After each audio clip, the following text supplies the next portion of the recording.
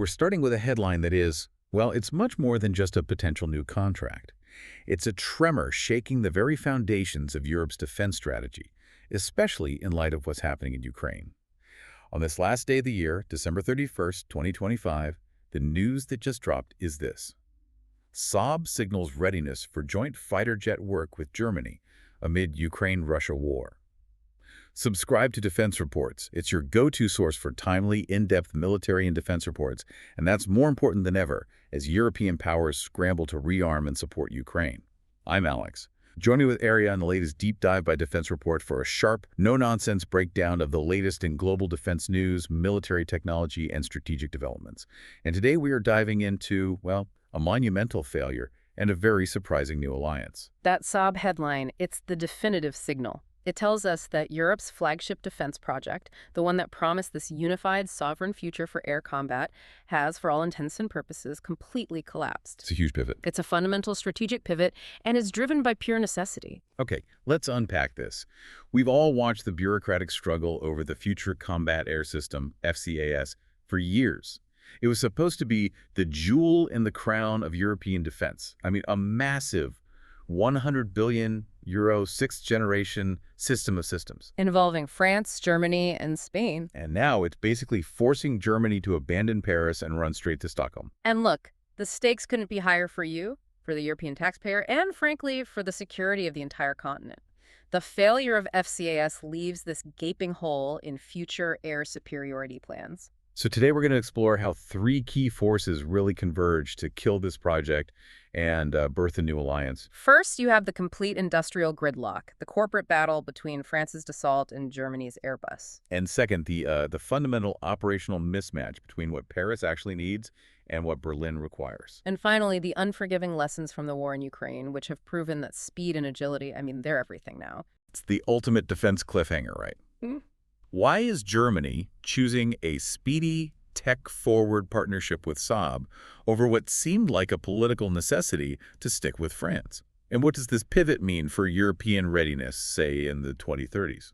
Let's start with that collapse. The FCAS vision was supposed to be revolutionary, a true system of systems. So what was that concept supposed to achieve by 2040? Well, the vision was stellar. I mean, truly a blueprint for sixth-gen warfare. It wasn't just a plane, it was a whole ecosystem. Okay. At the center, you had the new generation fighter, the NGF, the Manjet that would replace the Rafale, and the Eurofighter. Right. But it was also meant to command fleets of smaller, cheaper drones, collaborative combat aircraft, or CCAs.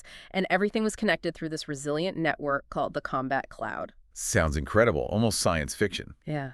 But the thing never even got off the drawing board, did it? The industrial gridlock just proved to be insurmountable. It was. We saw weeks of failed negotiations, and it all culminated in that pivotal December 11th ministerial meeting, just completely failing.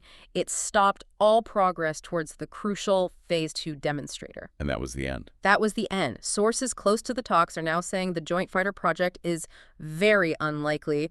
And the heart of the conflict, it wasn't technical. It was ego. It was control. I remember the Dassault CEO, Eric Trappier, openly criticizing the three-headed leadership.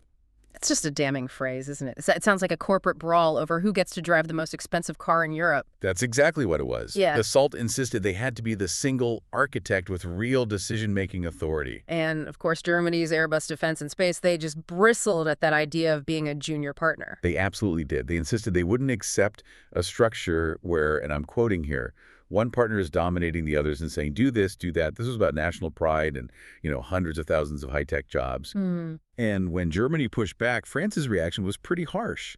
We heard threats that they'd just go it alone if they had to. Right. France has built, knows how to build, and will build a fighter on its own. That doesn't exactly scream pan-European cooperation, does it? Not at all. It sounds like a divorce threat. And on top of all that industrial drama, you had the simple operational reality, the strategic divergence that really sank the ship. France has very specific sovereign defense requirements. Exactly. They need a jet that's carrier capable for their navy, and critically, it has to be nuclear capable for their independent nuclear deterrent. That's their core priority. Meanwhile, Germany has already committed to buying the U.S. F-35 for its NATO nuclear sharing role. So their priorities are totally different. Completely. Berlin needs maximum interoperability with NATO allies, and they have this critical need for specialized electronic attack roles to replace their aging Tornado fleet. So you have two nations, two completely different missions. It was a political compromise that was always going to be, if not impossible, then at least way too slow to matter. And that slowness, that complexity, is exactly why Germany is pivoting right now. The war in Ukraine has injected an urgency into European defense spending we have not seen since the Cold War. And here's where it gets really interesting. Global military spending surged almost 10% last year. Germany's defense budget saw a 23% real growth. That makes it the world's fourth largest spender, just like that. That kind of money demands results, and it demands them fast. FCAS just couldn't deliver. And that's why they've turned to Sweden. An established, technologically transparent partner. Defense Minister Pistorius and his Swedish counterpart signed a key memorandum of understanding just a few months ago, laying the groundwork for rapid, deep integration. Okay, but hold on. Why Sweden? Isn't shifting from one complex multi-billion-dollar project to another just, repeating the same mistake? Why won't they run into the same problem? That's a fair question. But the difference is the existing foundation of trust. Sweden, through Saab, has built this reputation for agility. They deliver advanced capabilities without the kind of political demands for dominance that France imposed. And we're already seeing it work. We are. The electronic warfare win is a perfect example. Saab's Arexis EW suite has been selected for the German Eurofighter Typhoon EK variant. The one that's replacing the Tornadoes for electronic attack missions. Exactly. This is high-tech strategic collaboration that is already happening, and it gets better. Right, the AI integration. This is what's fascinating to me. The Germans are pairing their own AI with Saab's hardware. A huge 258 million euro contract for Saab and the German firm Helsing. And Helsing's AI, called Sira, is pure next-gen defense. Imagine the air is filled with enemy radar signals. A pilot can't process all of that data instantly. It's just noise. It's noise. Sira's job is to classify those unknown threats in real time, instantaneously. So it's not just listening. It's basically figuring out what kind of voice that radar has, faster than a human ever could, so the plane knows exactly how to react. Precisely. It turns noise into actionable, real-time intelligence. The successful, rapid integration shows you the kind of agile, tech-first partnership that FCSS could only dream of. And beyond electronic warfare, Germany has another big gap to fill. The NATO E3 fleet is retiring. And again, Saab is in pole position. Defense Minister Pistorius has said that Saab's GlobalEye platform is now the primary candidate to fill that national AOSES requirement. Which is huge, because it's not just for Germany. France has also ordered GlobalEye. That's the key takeaway here. So regardless of the fighter jet decision, you have Germany, Sweden, and France all creating this multinational interoperability through a common surveillance platform, a unified eye on the battlefield. Which sets the stage for the big offer. It does. Saab's CEO, Michael Johansson, came out and said they are ready for a joint future combat aircraft with the Germans. But he also stressed that they need to retain their independent OEM capability. Sweden needs to keep driving its own defense tech. And their proposed first step shows they get the urgency. He didn't pitch some decade-long manned fighter project. No, he said the first step should be unmanned capability, a shorter 4 to 5 year delivery timeline. That is speed, that is agility. And that brings us directly to the third factor here.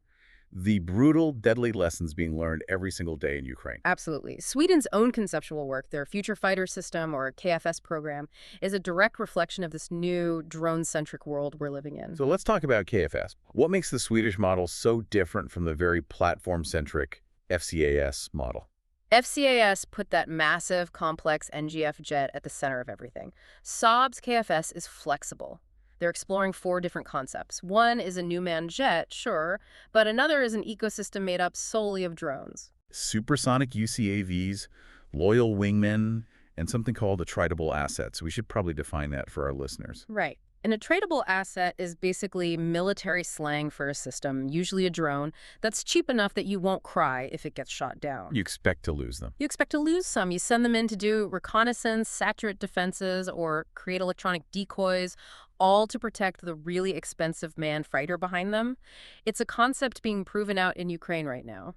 And Saab is taking this a step further with a pretty radical idea, the drone subscription model. It's brilliant, really. Instead of a typical 15-year procurement process where you buy a static piece of hardware, Saab proposes a subscription. The government pays a fee, and in return, they get continuous modernization. Good enough equipment now that is constantly being upgraded. That is the complete opposite of the FCAS process. It prioritizes rapid modernization and compresses the time to market, a necessity in modern conflict. And the link between Saab's agility and Ukraine is explicit. It's concrete. Ukraine has already signed a letter of intent to buy between 100 and 150 Gripen E-fighters from Saab. And they're hoping for deliveries as early as 2026. Right. And the Gripen is proving its value. The Swedish air chief confirmed they had to quickly verify the Gripen's ability to detect and engage low, slow targets. He specifically mentioned the Iranian-made Shahed drones. Which have been a massive threat to Ukraine. Huge menace. They verified the capability, they adapted quickly, and now that's just part of the operational paradigm. This is what the German-Swedish alliance is about, building future capabilities based on real-world conflict requirements. And Saab is physically committing to it. They're setting up joint production of air defense systems like the RBS-70NG right there in Ukraine. Under the Build in Ukraine initiative, alongside BAE Systems and Germany's Rheinmetall, the acceptance that we learn a lot from Ukraine ensures their future platforms are battle-hardened from day one. It makes this option so much more compelling than a decade of political infighting. So what does this all mean? I think the key takeaway is that Europe's defense future is shifting, and shifting rapidly. We're moving away from these politically complex, stalled multinational projects like FCAS and toward more agile, technology-driven bilateral alliances, specifically this one forming between Germany and Sweden. And it's all being catalyzed by the urgent need for faster capability delivery and, robust, continuous support for Ukraine. It's a critical moment. It really is. And it raises a really important question for you to think about. Given the massive challenges of the FCAS three-headed leadership, does the war in Ukraine prove that a smaller, more technologically agile and transparent bilateral axis, like the one forming between Sweden and Germany, is the only way to deliver next-gen defense capabilities fast enough to meet this urgent 2030 security timeline? We'll leave that with you. You've been listening to Defense Report by Alex Nanaria, where we analyze the latest in military strategy, global defense, and advanced weaponry. Subscribe to Defense Reports. It's your go-to source for timely, in-depth military and defense reports. We'll catch you next time.